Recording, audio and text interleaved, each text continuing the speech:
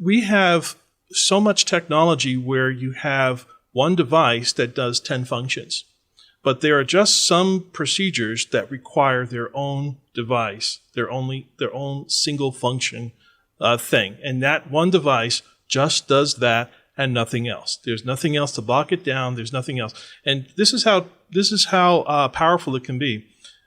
There was another doctor. She practiced pain management. She had her own practice, and she had this practice for 50 years, and she was retiring.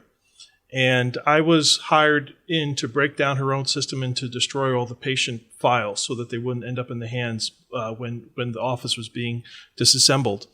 And we found this very old Linux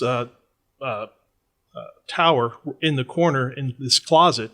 It had spider webs on. It was dirty. It probably got a little wet in there too. Still running, but it had a single function. And all it did was take patient appointments. It was just an appointment-taking system. That's all it did. And it ran for 50 years on that same program. And in 50 years, it only had one service call when the power supply failed. And they just it was like a $20 part. They put it in, turned it back on. It continued as if nothing had happened.